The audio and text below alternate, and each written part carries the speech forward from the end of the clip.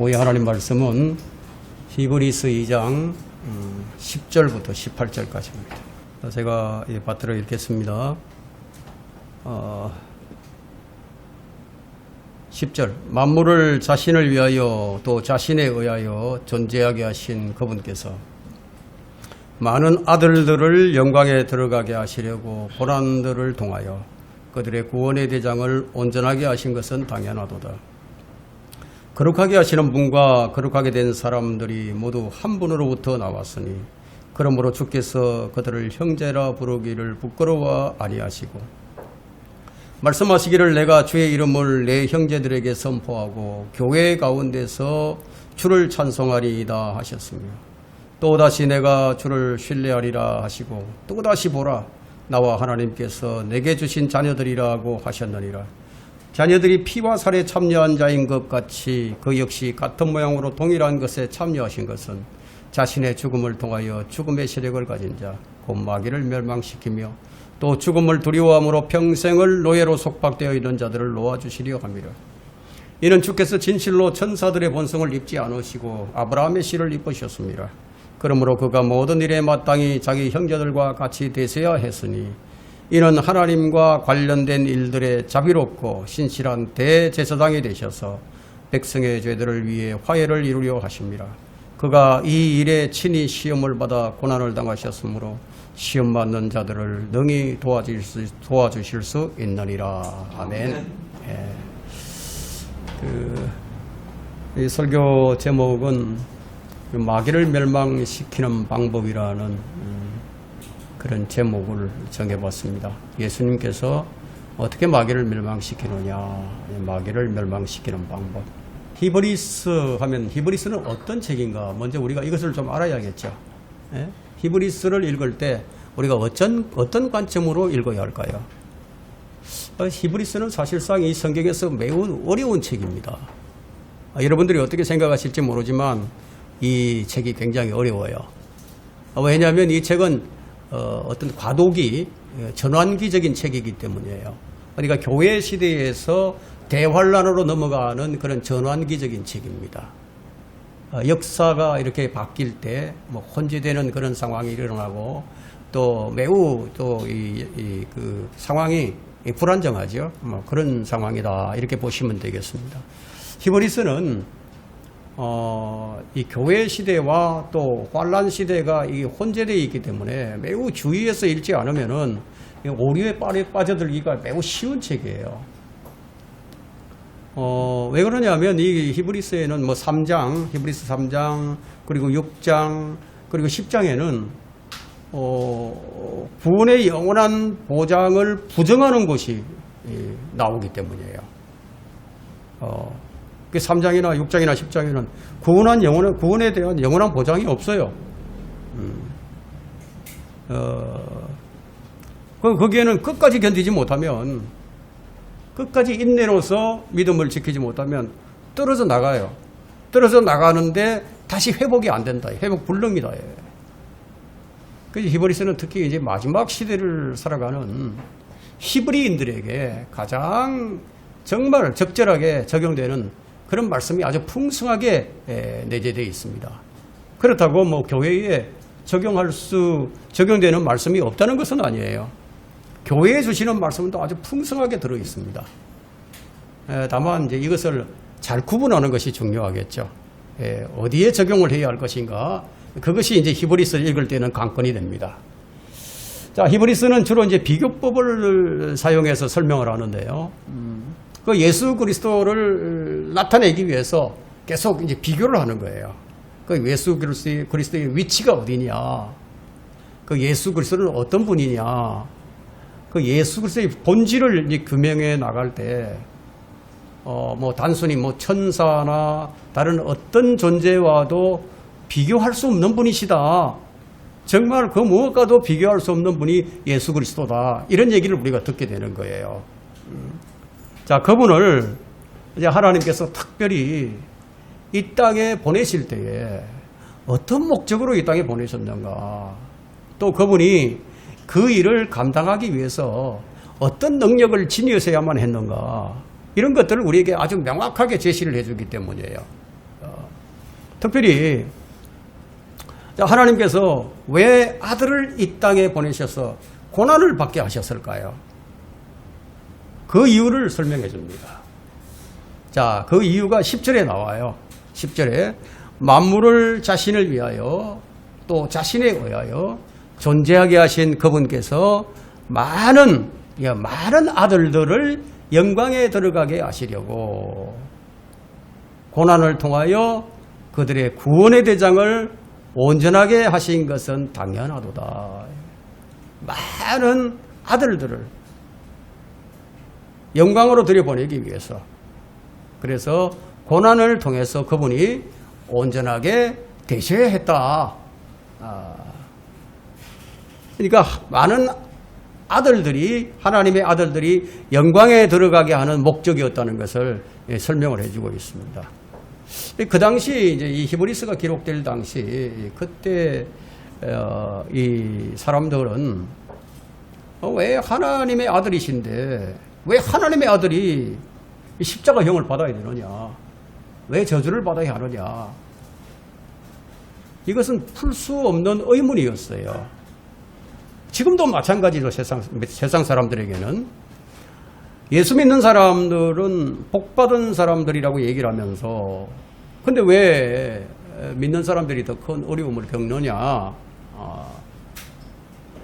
어려움을 겪는 우리를 보고 세상 사람들이 그렇게 얘기를 하죠. 아니 뭐 예수 믿으면 뭐 만사형통된다, 뭔가 더 잘되고 더 잘되게 되지 않겠느냐, 그런 말을 하죠. 뭐 심지어 그들뿐만이 아니고요, 구원받은 그리스도인들 중에서도 그런 고민에 빠지기도 합니다. 아니 내가 예수님을 믿고 예수님을 따라가는데 그래도 남들 보기에 좀 헛헛해 보여야 되지 않겠느냐, 좀 그럴듯하게 보여야지, 그래야 예수님도 전해지는 거지, 왜 내가 이런 어려움을 겪어야 하느냐, 뭐 그렇게 어려움을 겪으면서 예수 그리스도가 어떻게 전해지겠느냐, 자 이런 생각이 들죠. 이런 생각이 들어요. 그래서 많은 사람들이 그런 의문을 품고 살아간단 말이에요. 그러나 예수 그리스도를 이 땅에 보내신 목적이 그분이 고난을 통하여 영광을 받고 또 그분을 따르는 그 사람들도 고난을 통하여 영광을 받게 하는 것이 목적이다. 여러분 이런 목적을 믿지 않는 세상 사람들에게 딱 제시를 하면 그 사람들이 어떻게 반응을 할까요? 우리는 믿는 사람들이니까 이게 쉽게 이해가 되는데 안 믿는 사람들한테 이런 얘기를 하면 전혀 이해가 안 되는 얘기죠. 자, 이 땅에 많은 사람들이 있어요. 많은 사람들이 살잖아요. 지금 82억 명이라는 얘기가 있거든요. 통계가. 이 지구상에 사는 사람들이. 그런데 하나님의 아들들만이 영광으로 들어가요. 그럼 왜 여기에서 이 땅에 사는 모든 사람과 많은 아들들을 대비시키고 있느냐? 그 이유는 하나님의 아들들만이 예수 그리스도를 그들의 구원의 대장으로 신뢰를 했기 때문이라는 거예요. 구원의 대장으로 예수 그리스도를 신뢰하지 않으면은 영광에 들어갈 수가 없다는 겁니다. 그리스도께서 이제 하나님의 어린 양으로 오셔서 모든 사람들을 위해서 피를 흘리셨지만 모든 사람이 구원받는 것은 아니죠. 그죠? 그분을 구주로 믿는 사람들만이 구원을 받아요. 자, 구원이라는 것은 자신의 의지, 자신의 의지, 우리 생각이 있잖아요. 우리 마음도 있고, 그래서 우리는 인격체니까 자신의 의지로 주님을 구주로 영접할 때만이 구원이 가능한 거예요. 그러기 전에는 구원이 없어요. 구원 못 받아요. 그래서 본문은 영광으로 들어가는 사람들을 하나님의 아들들로 묘사를 하고 있습니다. 즉 하나님께서 예수 그리스도를 믿는 사람들을 아들들로 삼으셨다는 것이 요한복음 1장 12절에 기록되어 있어요. 누구든지 그를 영접하는 자들에게는 하나님의 아들들이 되는 권세를 주셨으니, 바로 아들들이 되는 권세를 받은 사람들이 영광으로 들어간다. 근데 하나님께서 원하시는 것은 어떤 것입니까? 모든 사람이 구원받는 거죠. 모든 사람이 영광으로 들어가는 거예요. 모든 사람이 진리의 지식에 이르는 거예요. 그런데 많은 사람들이 하나님의 아들을 거부하고 그래서 구원받지 못하고 또 구원받은 사람들 중에서도 대부분은 진리의 지식에 이르지 못하는 것이 현실이라는 거예요. 개역 성경에 보면 진리의 지식을 아는 데 이르기를 원한다. 이렇게 기록이 되어 있어요. 우리는 진리의 지식에 이르기를 원한다. 이게 차이가 많아요. 우리가 진리는 예수 그리스도잖아요. 우리는 진리를 알아요. 우리는 진리를 알기에 이르기를 원하는 게 아니고 우리는 그분을 아니까 이제 더 그분이 진리인데 그 진리의 지식을 아는 데 이르기를 원한다. 아는 데가 아니라 지식에 이르기를 원한다는 거예요. 이게 차이가 있죠. 차이가 있습니다. 그 구원과 또 진리의 지식에 이르는 것은 별개라는 것을 우리가 알 수 있습니다. 구원받은 사람들 중에서 진리의 지식에 이르지 못하는 사람이 참 많아요.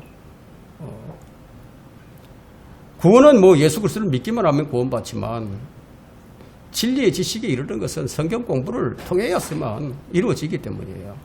뭐 성경 공부를 하지 않는데 뭘 알겠습니까? 성경 공부에 게으른 사람은 여러분 진리의 지식에 이룰 수 없어요. 진리의 지식에 이른 사람만이 하나님의 말씀을 능숙하게 사용할 수가 있습니다. 여러분 뭐 어떤 성경에 어떤 용어가 하나 나왔다. 그러면 그 용어의 뜻이 무엇인가? 이걸 알아야 하잖아요. 그걸 알려면은 자기 짝을 찾아야 하고 성경을 전체적으로 알아야죠. 그래야 다른 사람들에게 설명해 줄 수도 있고, 그죠? 능숙하게 사용할 줄 알아야 된다. 그래서 성경은 이제 어린아이에 머물지 말고 장성한 사람이 되라, 영적인 사람이 되라고 권면을 하고 있습니다. 우리 교회 안에는 어린아이들도 있고 청년들도 있고 또 장년들도 있고 아비들도 있고 노인들도 있어요. 그죠? 그러니까 영적 성장의 단계가 다 다르다는 거예요. 믿음의 분량도 다 다르고. 그래서 그 구원과 또 구원과 영광을 얻는 것도 또한 별개예요. 여러분 구원과 영광을 얻는 것. 영광은 고난을 통해서 얻는 것이기 때문에 예수님도 고난을 통해서 영광을 얻으셨죠. 그러므로 주님을 따르는 사람들도 고난을 통해서 영광을 얻게 됩니다. 바로 이런 이유 때문에 본문에서 예수 그리스도께서 온전하게 되신 것은 고난을 통해서라고 말씀을 합니다. 여기서 이제 온전하다, 우리가 온전하다 얘기할 때 이제 퍼펙트하다 이런 얘기인데, 퍼펙트하다, 그렇다고 해서 이 죄 없는 상태의 완전함을 의미하는 것은 아닙니다. 만일 이 온전하다, 이 퍼펙트하다라는 이 말이 죄 없는 완전한 상태를 말하는 것이라면, 그러면 예수님이 원래 죄가 있었는데 뭐 고난을 통하여 죄가 없어졌다, 이런 말이 되기 때문에 이건 옳지 않아요. 예수님은 원래부터 죄가 없으신 하나님이시잖아요. 그렇다면 온전하다라는 이 말은 우리가 이 문맥 속에서 좀 살펴야 하는데, 뭐 이건 성경의 다른 부분에서도 마찬가지예요. 이 말씀은 각 문맥 속에서 각각 다른 의미로 사용된다는 것을 알아야 됩니다. 따라서 이 본문에서 예수 그리스도께서 온전하게 되셨다는 것은 어떤 의미가 있느냐? 예수님께서 죽음으로써 구원을 완성하셨다는 그런 의미가 됩니다. 이건 고난을 통해서 이루어진 일이죠. 그가 아들이면서도 고난받는 일들로 순종을 배워서 온전하게 되심으로 자기에게 순종하는 모든 사람에게 영원한 구원의 권원이 되셨고, 자, 이런 말씀이 히브리서 5장 8절에서 9절에 기록이 되어 있습니다. 그러면 예수님께서 온전하게 되시기 위해서 고난받는 일로 순종을 배워야 했다. 이것은 그분께서 단지 죽으신 것뿐만 아니라 모든 고난, 모든 유혹, 인간으로서의 모든 시험을 이기셨다는 것은 그런 것을 의미합니다. 모든 것을 다 이겼다. 고난을 받지 않는 사람이, 여러분, 고난을 얘기한다거나 고난받는 사람을 위로해 준들 무슨 위로가 되겠습니까? 내가 그 아픔의 상태를 겪어보지 않았는데. 그죠? 그래서 우리 주님은 다 겪어보셨어요. 예, 그래서 이런 말씀을 하시는 거예요. 자, 가끔 여러분들이 기도 중에 이런 얘기를 들었었는지 모르겠어요. 내가 너의 고통을 안다. 내가 너의 고통을 안다.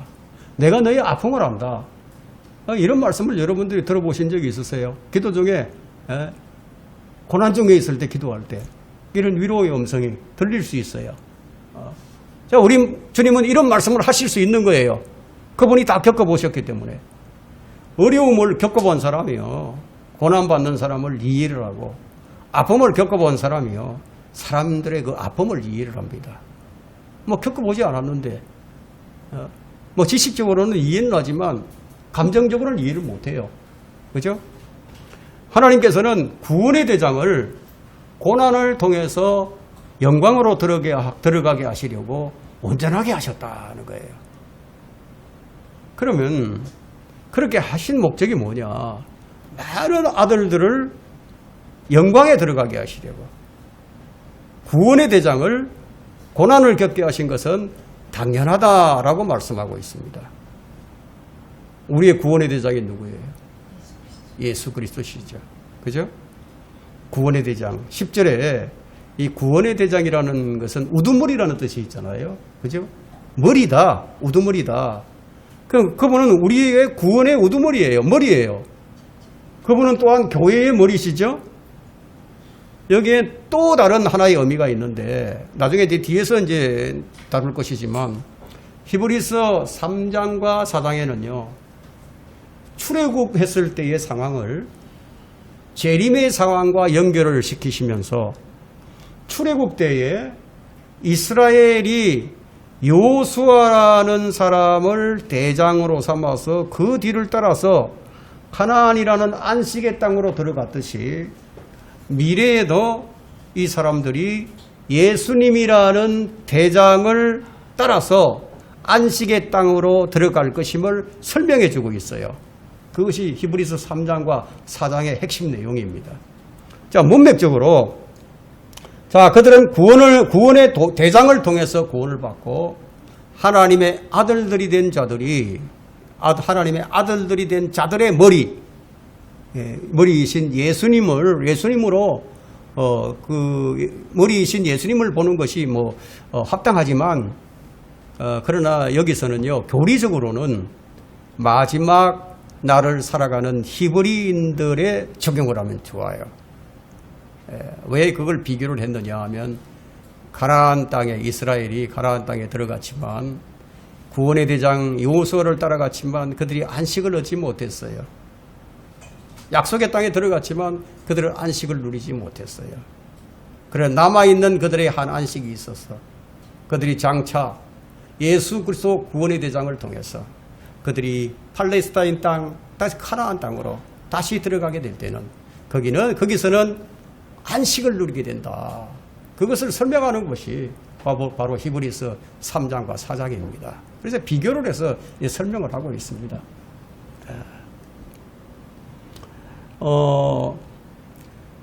그러니까 여호수아가 가나안 땅을 어떻게 해서 들어갔죠?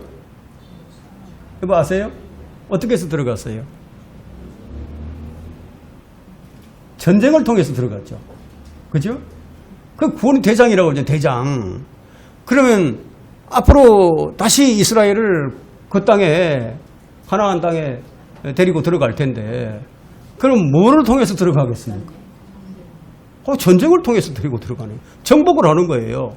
가나안 땅을 정복했듯이 예수님께서 오시면은 다시 정복을 하는 거예요. 그 이사야서에 다 나와 있어요, 그게. 어떻게 정복할 것인지. 그 미래를 다 예언해 놓은 책이 이사야서입니다. 예수님이 그렇게 하실 것이다. 그래서 히브리서에서 그러니까 그 구약 성경만 가지고는 이게 해석이 안 돼요, 완전하게. 그래서 히브리서가 있으면 그게 완전하게 해석이 되는 거예요. 예. 그래서 구약과 신약은 따로 돼 있지만 이게 따로 분리해서는 완전한 해석이 안 나옵니다. 같이 두 개를 접목을 해야 아주 온전한 해석이 나옵니다. 자, 그러면 그렇게 이해하시면 좋겠고 11절 한번 보세요. 11절에 자, 거룩하게 하시는 분과 거룩하게 된 사람들이 모두 한 분으로부터 나왔으니 그러므로 주께서 그들을 형제라고 부르기를 부끄러워하지 아니하시니라. 자, 우리 주님께서 우리를 형제라고 부르는 것을 부끄러워하지 않으신다고 말씀하셨는데 그 거룩하게 하시는 분은 누구예요? 거룩하게 하시는 분. 예. 자, 거룩하게 하시는 분은 성자 하나님이시죠. 그럼 거룩하게 된 사람들은 누구예요? 우리 구원받은 성도들이죠. 모두 어디에서 나왔다고요? 한 분. 어떤 분? 성부 하나님. 그래서 구원자나 구원받는 사람이나 모두 어디에서 한 근원에서 나왔다. 뿌리가 같다. 그래서 한 아버지 밑에서. 우리는 어떤가요? 근데 우리는 어떻게 평가를 하죠? 자, 조금 천하게 보이는 사람들과 좀 함께 이렇게 앉아 있거나 함께 식사를 한다면은 아니 어떻게 저런 사람들과 함께 어울릴 수 있느냐 그런 얘기를 종종 하곤 하죠. 예전에 이제 백인 교회가 이렇게 했어요. 백인들만 가는 교회에 흑인이 들어갔다. 그러면 쫓겨나는 거에 못 들어가요. 바로 간디가 이 때문에 예수님을 믿지 않았다고 합니다. 바리새인들은 예수님께서 세리들과 죄인들과 함께 앉아서 식사하는 이런 모습을 보고 흉을 보지 않았습니까? 그죠? 자, 인간은 이런 신분의 문제로 자신을 업그레이드하는 거예요. 그래서 신분 상승을 위해서 어떻게 해야 됩니까? 성공을 해야 되는 거예요. 돈을 많이 벌어야 돼. 높은 학문을 가져야 돼. 그래서 자, 우리는 서로 간의 만남이 격이 잘 안 맞다. 그러면 부끄러워하죠. 그죠? 아니, 저런 사람과 왜 뭐 함께 있느냐. 왜 저런 사람이 있는 곳에 나를 불러넣냐. 나를 뭘로 보느냐. 자, 이런 생각을 해요. 그러나 우리 주님은 죄인들인 우리들을 형제라 부르기를 부끄러워하지 않으셨다. 왜? 구원받은 자나 구원해주는 자나 한 분 하나님, 한 분 아버지께로부터 나왔기 때문에. 그래서 진정한 평등은 어디에 있느냐? 그리스도 안에만 있는 거예요. 그래서 그리스도 안에는 유대인이나 이방인이나 종이나 노예나 뭐 이런 거 다 필요 없어요. 예? 그리스도 안에는 그렇다 이거예요. 그러니까 그리스도 안이 아니고서는 이런 평등을 볼 수가 없어요. 그분은 우리를 부끄러워하지 아니하시는데 혹시 여러분은 예수님을 부끄러워하지 해본 적은 없습니까? 예수 그리스도의 십자가를 전파하는 데 있어서 부끄러워해 본 적이 없느냐 이거예요. 예수님께서는 원래 하나님이셔요. 하나님이시지만 인간과 똑같이 되기 위해서 아들로 나타나셨다. 그래서 너는 내 아들이라 오늘 내가 너를 낳았노라 하고 히브리서 1장 5절에 말씀하십니다. 예수님은 성령으로 잉태되신 성령으로 태어나신 첫 번째 사람이다. 첫 아들이다. 그래서 하나님에게서 난 다른 아들들과 형제가 되셨다. 그런데 그리스도와 그분의 성도들과의 관계는 여기서 끝나지 않아요. 13절을 한번 보세요. 여러분 13절. 거기에는 나와 하나님께서 주신 자녀들이라 이런 말을 하고 있죠. 13절에 또다시 내가 주를 신뢰하리라 하시고 또다시 보라 나와 하나님께서 내게 주신 자들이 자녀들이라고 하셨느니라. 하나님께서 그러니까 예수님이에요. 예수님에게 주신 자녀들이라는 이 말에서 우리가 알 수 있는 것은 하나님께서 우리를 예수 그리스도의 신부로 주셨다는 거예요. 우리는 그분의 신부예요. 그분은 우리의 머리신데 성경은 또한 남편이 아내의 머리라고 얘기를 합니다. 그리스도는 그분의 몸의 구성원이 되는 모든 성도들의 첫 번째로 태어났으니까 맏형이다. 맏형. 그리스도는 하나님의 아들들인 씨를 아시는 분이다.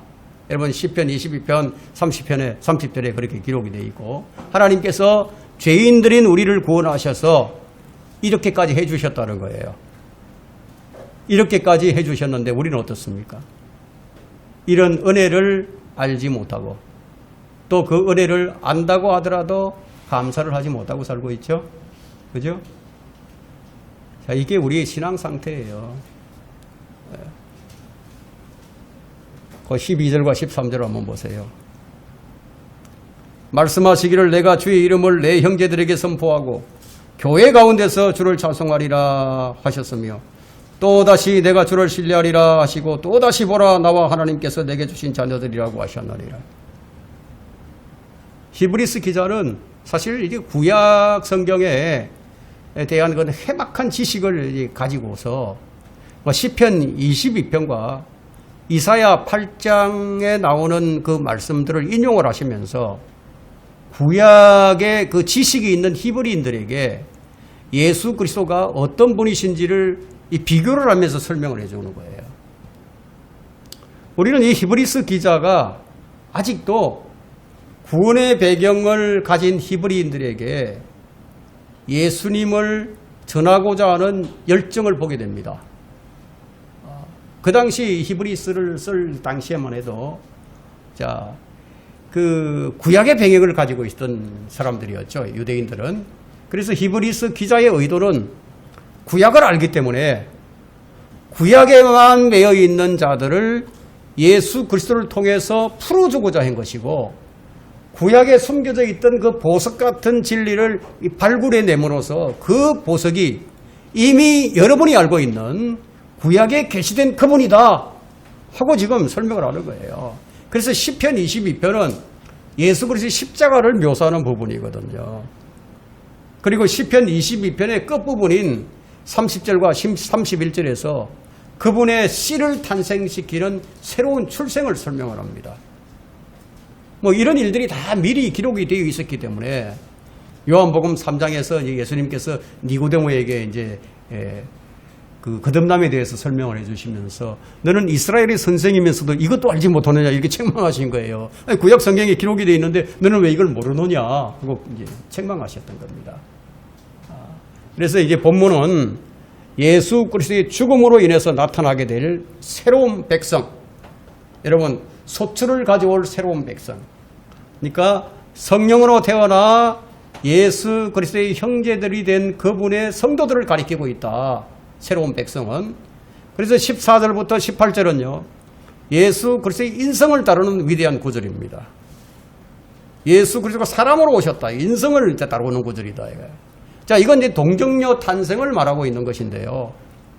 예수님을 인자라고 부르잖아요. 그럼 인자로 부르는 의미가 뭔지 우리가 좀 살펴보도록 하겠습니다. 왜 인자라고 부르느냐? 인자는 글자 그대로 사람 인자에 아들 자자예요. 그걸 인자란 말이에요. 사람의 아들이다. 하나님이 사람으로 오셨다. 이게 인자예요. 우리와 똑같은 혈과 육으로 오셨다. 그런데 인자로 오신 목적이 뭐냐? 그걸 15절에서 설명해 줍니다. 우리를 위해서 오셨다는 것을 보여주는데 또 죽음을 두려워함으로써 평생을 노예로 속박되어 있는 자들을 놓아주려 하십니다. 우리를 해방시켜 주려고 오신 거예요. 죽음에서 해방시키려고. 이것이 위대한 목적이에요. 그래서 하나님의 인자가 되신 거예요. 그래서 우리가 인자를 얘기할 때는 항상 이 땅과 연관이 있다는 것을 아셔야 됩니다. 따라서 우리는 히브리서 2장 5절로부터 8절에서 아담에게 주신 땅의 유업을 볼 수가 있습니다. 그 2장 5절로부터 이제 쭉 나와 있는데요. 거기에 보면 하나님께서 아담에게 땅을 다스리는 그런 권세를 주신 것을 볼 수 있어요. 근데 아담이 그 권세를 잃어버렸죠. 그래서 이제 마지막 아담이신 예수 그리스도께서 다시 그 잃어버린 땅을 다스리는 그 유업을 받기 위해서 아담처럼 인간의 모습을 입고 오셔야 했다. 이것이 여기 지금 기록이 되고 있는 거예요. 이것은 이 땅은 뭐냐? 이 땅은 인간이 거주하도록 지으신 것이다 하고 이사야 45장 18절에 기록을 합니다. 여러분, 이 땅은요, 앞으로 나중에 이 땅을 다 소멸하고 불로 태우고 새로운 땅과 새로운 하늘들을 이제 창조를 하실 텐데, 그러면 그 새로운 땅도, 지금 있는 땅도 누구를 위해서? 사람이 거주하도록 하기 위해서. 우리가 그거 외에 다른 거 생각하면 안 돼요. 뭐 천사들을 거주하게 하기 위해서. 이거 아니에요. 사람들을 거주할 목적이었다. 그걸 여러분 잘 아셔야 됩니다. 그래서 이제 이사야 45장 18절을 보게 되면 하늘들을 창조하신, 자, 하늘들은 창세기 2장 1절에 하늘들이 나와요. 그전에는 하늘만 나와요. 하늘. 그 단수와 복수를 잘 보셔야 됩니다. 하늘들을 창조하신 주가 이같이 말하노라. 하나님은 스스로 땅을 조성하고 만들었으며 나는 그것을 견고히 세우되 헛되이 창조하지 아니하셨으니 사람이 거주하도록 조성하였느니라. 분명하죠? 사람이 거주하도록 만드셨다 이거예요. 그러면 인자이신 예수님은 땅을 차지하기 위해서는 어떻게 사람으로 오셔야겠다 이거예요. 사람으로. 왜냐하면 이 세상을 다스리는 통치권은 첫사람 아담이 잃어버렸기 때문에 그 통치권이 누구에게 넘어갔습니까? 마귀에게 넘어가 버렸어. 그래서 아담의 후예들은 모두 지금 이제 태어나서 지각이 딱 생기기 시작하면 전부 누구의 지배하에 놓이게 되느냐? 사탄의 지배하에 놓이게 된다. 그래서 죽음을 두려워함으로써 평생을 노예로 속박되어 살아가죠. 여러분 바보들 한번 보세요. 지각이 없는 사람들, 지능이 없는 사람들. 이 바보들 보면 죽음 두려워합니까? 죽음이 뭔지 몰라요. 예? 지각이 있어야 죽음도 두려워하죠. 예? 예. 그래서 우리는 죽음을 두려워한다. 어린 아기들 죽음이 뭔지 알아요? 모르지. 그래서 어린 아기들이나 바보들이나 이런 전능아들 이런 사람들은 죄가 뭔지도 모르고 죽음이 뭔지도 몰라요. 그런 사람들에게는 하나님께서 책임을 안 물으신다고. 그들은 죽어도 데리고 가시는 거예요. 여러분 이런 성경 공부를 통해서 이런 걸 아는 거예요. 자, 그래서 이제 그 평생 노예로 속박되어서 살아가는 우리들을 해방시켜 주시려고 그분이 오셨는데, 그러니까 아담이 망쳐놓았던 것을 다시 원상회복하려고 아들 하나님께서 인자로 오신 것이다. 지금 이 세상의 통치권은 사탄에게 넘어가 있다. 우리가 이것을 어떻게 알게 되느냐 하면 예수님께서요 광야에서 시험을 받으셨어요. 마귀에게. 그 마귀가 한 말이 있어요.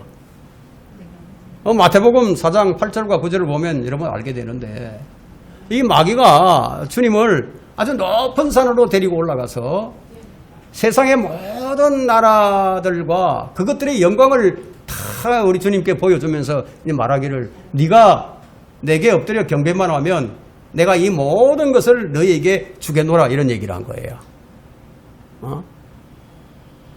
자, 그러면 예수님은 인자로 오셔서 정복을 해서 그 땅을 차지하는 걸로 정해져 있단 말이에요. 하나님의 계획은 그것인데, 그 마귀는 이 계획을 무너뜨리고 내가 공짜로 줄게 절만해 이렇게 나온 거다.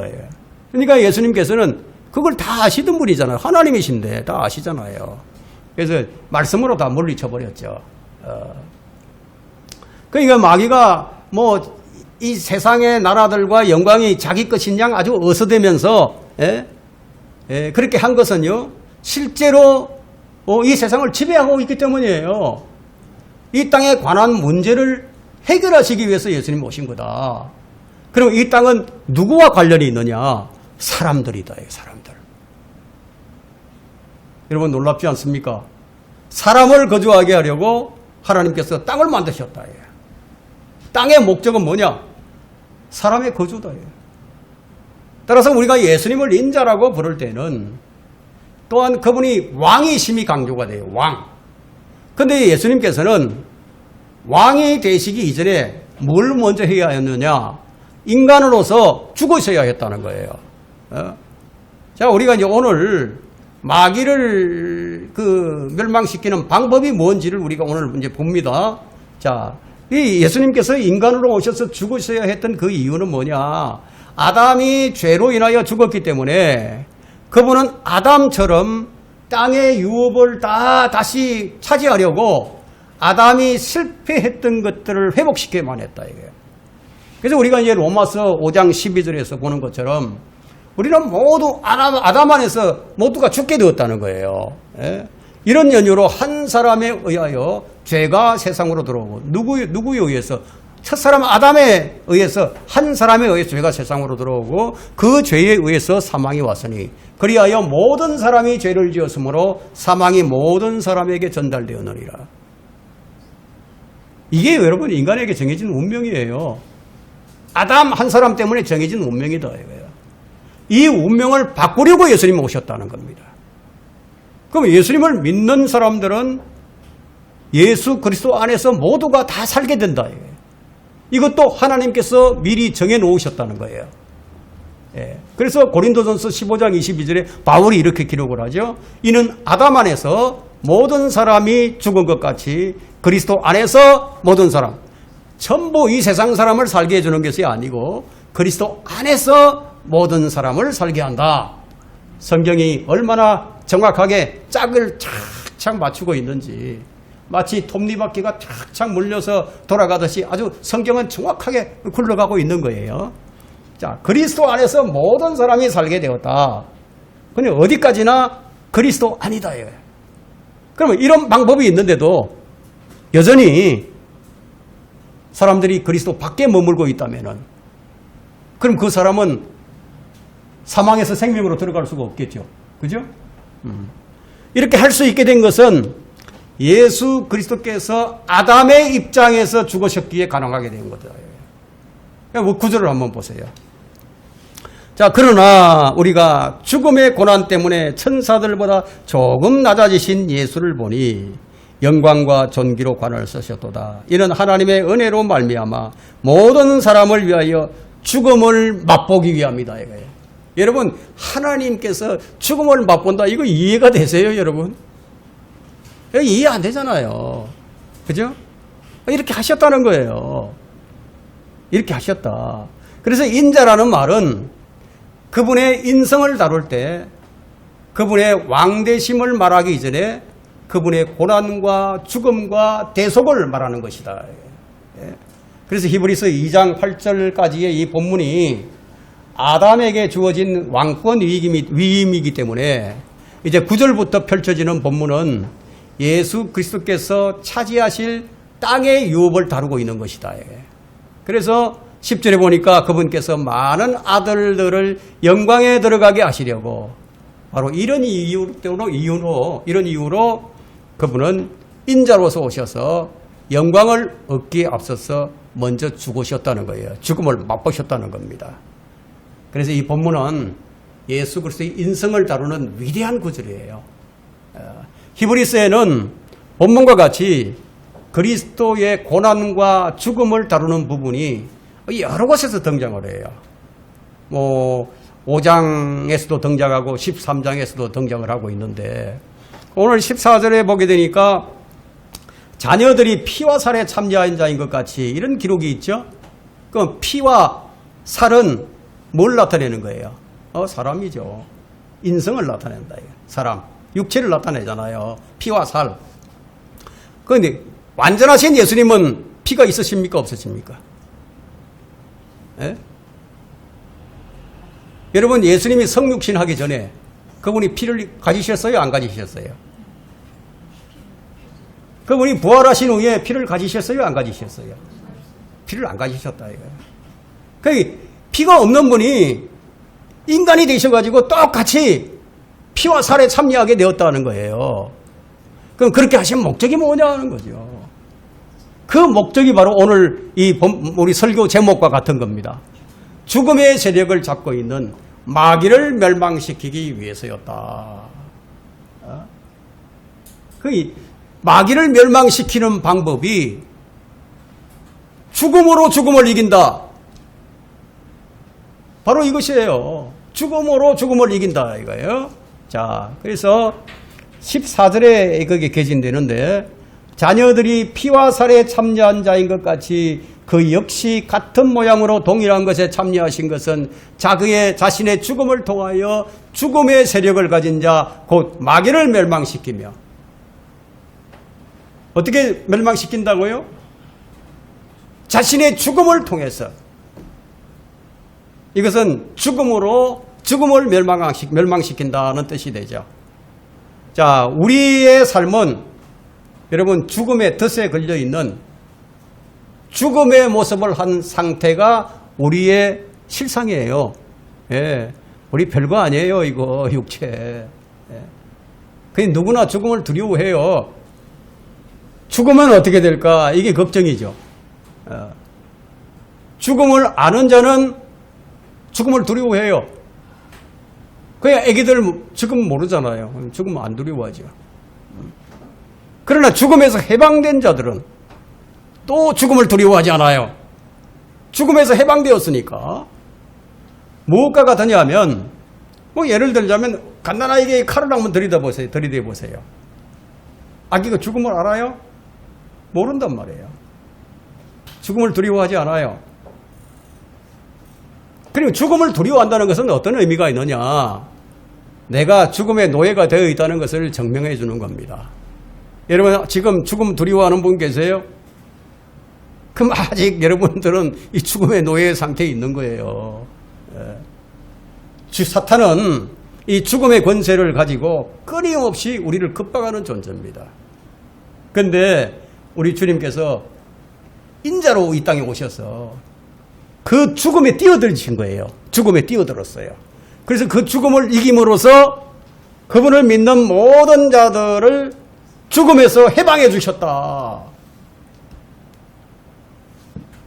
여러분의 광복절이 언제입니까? 예? 여러분의 광복절. 여러분이 구원받을 때가 그날이 광복절이에요. 여러분의. 그분의 부활은 사망 권세를 이김으로써 우리에게 죽음으로부터 사망 권세에서 풀려날 수 있는 그런 권세를 우리에게 주셨다는 증거가 됩니다. 그래서 죽음의 권세로부터 풀려난 사람은 죽음을 두려워하지 않아요. 여러분 진정한 그리스도인들은 죽음 두렵지 않아요. 그럼 이 죽음의 문제가 해결되지 않으면 이건 진정한 그리스도인이 아니죠. 그러면 나는 그리스도인이다 이렇게 자신 있게 말하려면 이 문제가 해결되어야 됩니다. 사망 권세에 묶여 있으면 여전히 그는 사탄의 조정을 받고 그 영향력 아래 있는 사람이다 이거예요.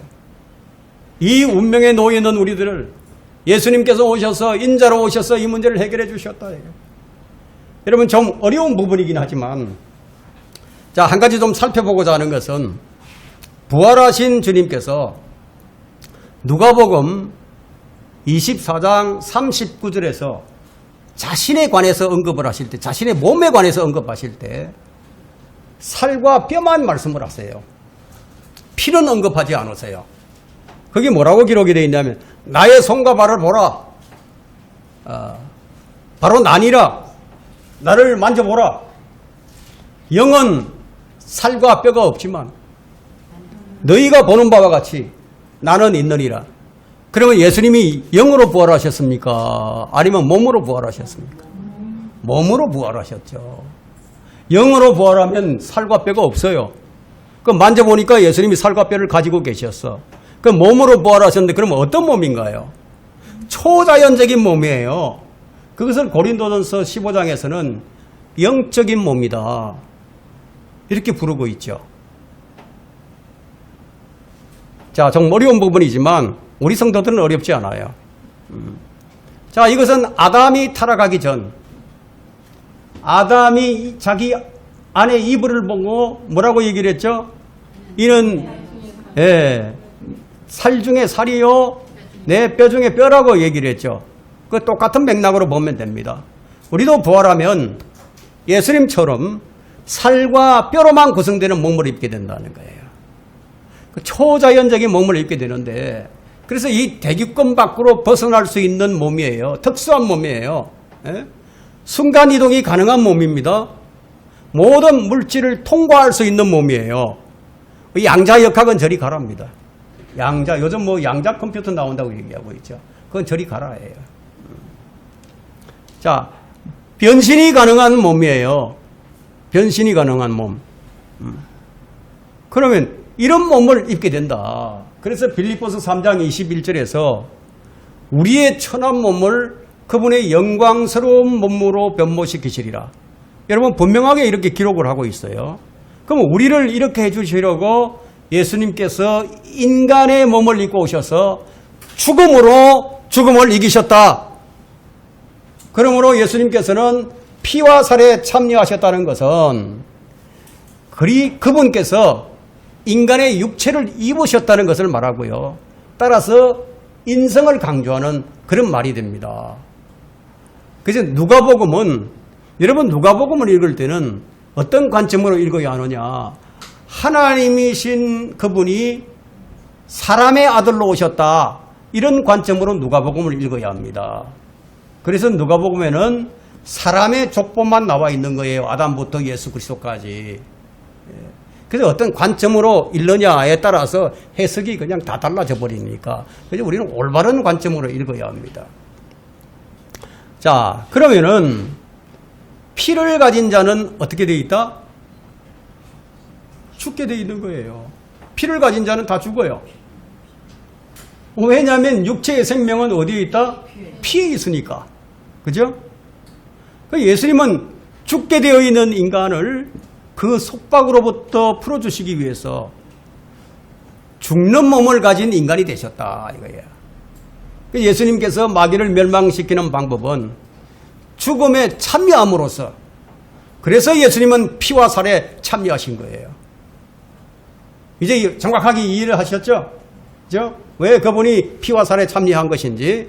물론 예수님의 피는요, 인간의 피와는 다른 피였어요. 똑같지만 그분의 피는 하나님의 피라고 사도행전 20장 28절에 기록하고 있기 때문이에요.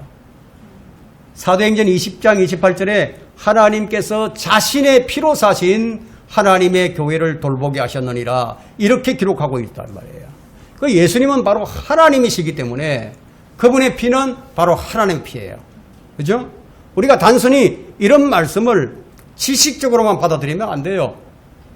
이런 사실을 우리가 알므로써 우리의 믿음을 더 확고히 하고 그분의 은혜에 우리가 감사를 하자는 거예요.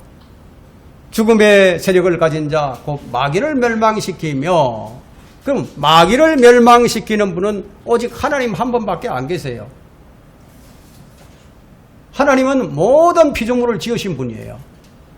그것도 무엇으로 지으셨는지 아세요? 말씀으로 지으셨어요. 그럼 말씀으로 지으셨으면 말씀으로 멸망시킬 수 있는 거죠. 그죠? 말씀 한마디면 족한 거예요. 우리에게 이런 믿음이 필요한 겁니다. 주님 말씀하시면 오케이, 다 됩니다. 아멘, 이렇게 되어야 된다는 거예요. 근데 하나님께서 원칙을 세우시고 그 원칙에 어긋나는 일을 하지 않으신다. 그것이 그분의 속성입니다. 그 원칙을 세워놓으셨다. 누구도 변명하거나 핑계대지 못하도록 완벽하게 그분은 일을 하십니다. 그래서 이 세상에 어떤 피조물이 어떤 논리를 가지고도 그분을 이길 수가 없어요. 그 말씀이 로마서 3장 3절과 4절에 기록이 되어 있습니다. 이것은 시편 51편 4절의 말씀을 인용해서 성령께서 약간 다르게 적용을 하신 말씀인데요. 그게 그런 말씀이 있어요. 어떤 자들이 믿지 아니하였다면 어찌하겠느냐. 그들이 믿지 아니함이 하나님의 신실하심을 무효화시키겠느냐. 결코 그럴 수 없느니라. 실로 하나님은 참되시나 사람은 모두 거짓말쟁이라. 기록된 바 이는 주께서 주의 말씀에 따라서 판단받으실 때 이기려 하심이라 함과 같으니라. 그분은 지지 않는다는 거예요. 아무도 그분께 토를 달거나 왜라는 말을 할 수 없다는 거예요. 모든 권세를 가지신 분이 하나님이세요. 여러분, 하나님은 어떤 분이신가요? 나를 죽이기도 하시고 살리기도 하시고 상하게도 하시고 낫게도 하시고. 그래서 신명기 32편 39절에서는 내 손에서 건져낼 자가 있겠느냐? 내 손에서 건져낼 자가 있겠느냐? 이런 말씀도 하세요. 그런데 하나님께서 사탄에게 어떤 권세를 주셨느냐? 죽이는 권세를 허락하셨다는 거예요. 그걸 주셨다는 겁니다. 그런데 사탄도 하나님의 종입니다.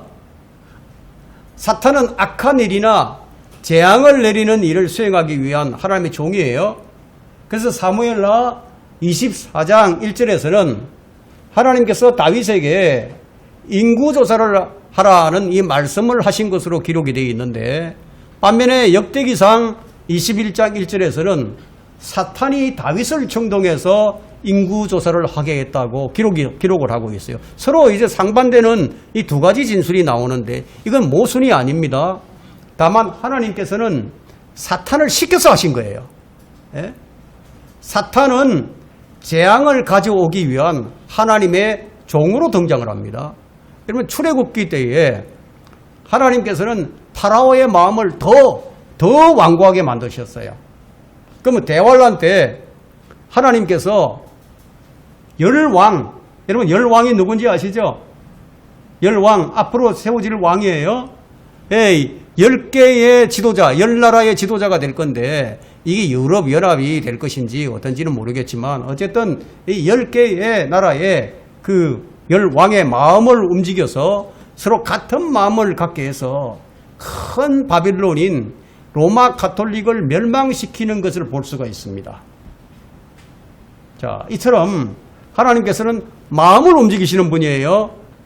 어쩌면 마귀가 다윗을 충동해서 인구조사를 하게 한 것을 하나님께서 사탄에게 명령을 하지 않고 사탄의 마음에 그런 생각을 주신 것인지도 모르죠. 그죠? 그렇게 하실 수도 있다 이거예요. 왜? 마음을 움직이시는 분이니까. 어쨌든 마귀가 다윗의 마음을 움직여서 인구조사를 한 것은 하나님께서 하신 것이다 이거예요. 여러분, 잘 아셔야 할 것은 사탄은 죽음의 권세를 가진 자다. 자, 아담이 타락해서 모든 사람이 아담 안에서 죽게 되던데, 그래서 그들은 모두 사탄의 지배를 받게 되었어요. 그래서 죽음을 두려워하면서 살아갑니다. 그러나 지금 우리는 예수 그리스도를 영접함으로써 새로운 생명을 얻었기에 죽어도 다시 사는 하나님의 능력을 우리가 맛보게 될 겁니다.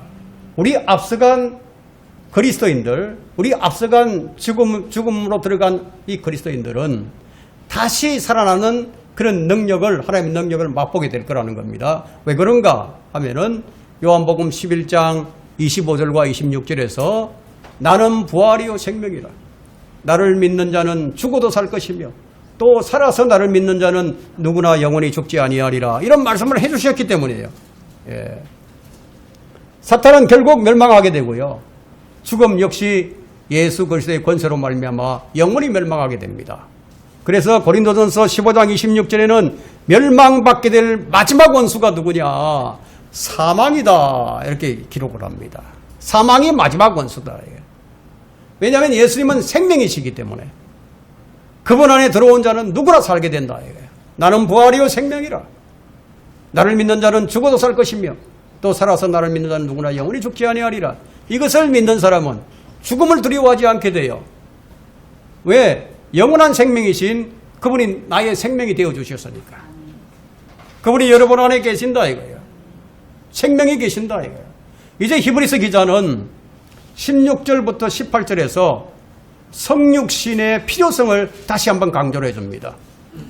어떻게 강조를 하느냐? 이는 주께서 진실로 천사들의 본성을 입지 않으시고 아브라함의 씨를 입으셨습니다. 죽음의 속박 아래 놓여있는 우리를 누가 해방해 줄 수 있는가? 히브리서 기자는 성육신하신 예수 그리스도라고 결론을 딱 내립니다. 만일 예수님께서 천사들의 본성을 입고 오셨다면 어떻게 되겠습니까? 천사들의 본성을 입고 오셨다. 그러면 영지주의자들이 맞는 거예요. 영지주의자들이. 그 예수님은 영으로 오셨다. 이런 말이 되는 거예요. 그러나 주님이 아브라함의 씨를 입으셨다고 기록하고 있죠. 다시 말해서 육체를 입으시고 아브라함의 후손인 마리아를 통해서 인간으로 오셨다. 사람으로 오셨다. 로마서 1장 3절에는 예수님을 다윗의 씨라고도 불러요. 갈라디아서에는 아브라함의 씨라고도 불러요. 자, 그러나 이것은 육체를 따라서만 그렇다는 얘기예요. 그래서 로마서 1장 3절에 그는 육체로는 다윗의 씨에서 나셨으며, 그러나 그분의 진정한 씨는 누구예요? 예? 그렇죠. 하나님이죠. 하나님이에요. 이것은 신약에서 매우 강조되는 경건의 신비라고 불리는데, 여러분 그 디모데전서 3장 16절을 보시면은 이 경건의 신비가 뭔지 나와요. 경건의 신비는 논쟁의 여지가 없는데, 하나님께서 육신으로 나타나셨고, 여러분 이것이 경건의 신비예요. 이게 논쟁거리가 아니다 하는 것을 얘기하는 거죠. 자, 이 말씀에 따라서 예수 그리스도는 육신으로 나타나신 하나님이다. 지금까지 우리가 살펴본 바와 같이 바로 이런 목적 때문에 17절에서 이렇게 말씀합니다. 그러므로 자, 본문 17절에 그가 모든 일에 마땅히 자기 형제들과 같이 되셔야 했으니 이는 하나님과 관련된 일들에 자비롭고 신실한 대제사장이 되셔서 백성들의 죄들을 위해 화해를 이루려 하십니다. 여러분들이 이 로마서로부터 빌레몬서에 나오는 이런 모든 사건들, 그리고 이 사복음서에 나오는 모든 사건들, 이 사건들에 대해서 잘 좀 이해가 좀 부족했던 부분들, 이런 부분들이 이 히브리서를 통해서 확 열려버린다는 거예요. 그 히브리서가 이렇게 중요한 일을 한다는 겁니다. 자, 히브리인들은 그 뭐 대제사장의 속죄가 뭔지를 금방 알아들어요. 그죠? 왜냐하면 그들은 제사장의 나라니까. 지금 속죄일에 대제사장이 피를 가지고 지성소에 들어가서 백성을 위해서 속죄를 해야만 죄가 용서된다는 사실을 잘 알고 있단 말이에요. 그래서 지금도 그들은 지금 성전을 짓는 것이 그들의 염원이에요. 지금 그들은 제사를 못 지내고 있잖아요. 그래서 성전을 빨리 지어야 돼. 속죄를 위해서 성전이 필요하다는 거예요. 그래서 그들은 지금 성전이 없어서 예배도 못 드리고 있어요. 지금 이스라엘에는 예배가 없어요. 그럼 여기에 형제들이란 1차적으로는 히브리인들이라는 거예요. 왜냐하면 16절에서 특별히 지금 아브라함의 씨를 강조한 것을 봐도 알고 있죠. 아브라함의 씨를 강조했다. 그러나 아브라함의 씨는요, 갈라디아서에서 보는 것처럼 영적으로는 예수 그리스도를 받아들인 사람들이 믿음으로 아브라함의 자손이 된다. 육체적으로는 여전히 유대인들에게 한정이 된다. 그러면 영적인 것과 육체적인 것을 잘 구분해야 되겠죠. 하나님께서 아브라함의 씨인 유대인들을 축복하는 자들을 축복을 주시고 유대인들을 저주하는 자들을 저주를 하십니다. 그래서 지금도 유대인들에게 선대하는 자들은 복을 받지만 유대인들을 저주하고 대적하는 민족은 벌을 받게 된다. 이게. 여러분 지금 중동 국가들 다 벌 받아요. 왜? 이스라엘 대적했거든. 아브라함의 언약이 영원합니다. 그죠? 그럼 이 약속도 영원하다. 이게. 그러므로 이 본문의 형제들은 1차적으로 육체를 따른 유대인들이다. 예수님도 육체로는 이스라엘에서 나왔어요. 예수님도 유대인이에요. 1차적으로는 그렇지만 여기서 형제들이란 이방인들을 포함하고 있습니다. 왜냐하면 11절과 12절을 한번 보세요. 거룩하게 하시는 분과 거룩하게 된 사람들이 모두 한 분으로부터 나왔으니 그러므로 주께서 그들을 형제라 부르기를 부끄러워하지 아니하시고 말씀하시기를 내가 주의 이름으로 내 형제들에게 선포하고 교회 가운데서, 분명하죠? 교회 가운데서 주를 찬송하리다. 자, 이런 말씀을 하셨기 때문이다. 그래서 그리스도께서 해방해 준 모든 사람이 주의 형제들이다. 그러나 우리는 영적인 것과 육체적인 것을 잘 구분할 줄 알아야 한다. 자, 자, 마태복음 1장 21절에서는요, 예수님께서 자기 백성, 유대인들을 그들의 죄에서 구원하시려고 오셨다고 지금 말하고 있으나, 또한 요한복음 1장 12절에서는 영접하는 자는 누구든지 하나님의 아들들이 된다고 말하고 있습니다. 따라서 여기서 형제들은 두 가지 의미가 있다. 첫째, 유대인들이요. 둘째는 이방인들을 포함한 주님을 믿는 모든 백성들이다. 예수님은 자비롭고 신실한 대제사장이시다입니다. 그러면 그분은 아론을 포함한 구약의 대제사장과 같지 않아요. 제사장이란 기본적으로 백성의 죄들을 용서해서 하나님과 화해하게 하는 직분을 가진 사람인데, 예수님께서는 바로 이런 일들을 하셨는데 구약의 대제사장들이 하지 못했던 완전한 구원을 이루신 것이다. 화해라는 말은 적대관계를 청산하고 호전된 것을 말합니다. 관계 개선이 되었다. 그것을 의미하죠. 하나님께서 죄인인 우리를 향한 진노를 돌이키시고 우리를 받아주셨습니다. 지금도 예수님께서는 우리의 중보자가 되셔서 사탄이 고소하는 것에 대해서 반론을 펴시고 변호를 해주십니다.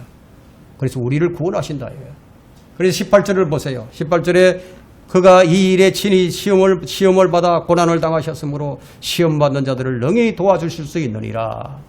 이 구절은 우리가 꼭 붙들어야 할 말씀입니다. 순간순간 시험과 고난이 닥쳐와요. 그러나 예수님께서 모든 시험을 능히 도와주실 수 있는 분이시기 때문에 이 말씀은 고난과 시험을 당할 때 주님을 신뢰하는 자들에게 매우 큰 힘이 되는 말씀이에요. 주님은 우리가 겪는 모든 시험을 다 당하셨기 때문에 고난받는 우리의 마음을 헤아려 주십니다.